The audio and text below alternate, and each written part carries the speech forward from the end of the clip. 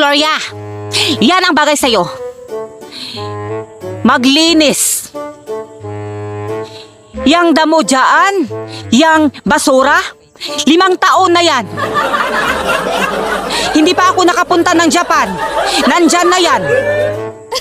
Tapos ngayon mo lang nalinis? Ano ang ginagawa mo dito sa bahay? Ha? Ang inaatupag mo kasi, yung kalendian mo. Sumasama-sama ka sa mga barkada mong bakla na hindi naman nakakatulong sa'yo. Tingnan mo yung itsura mo ngayon.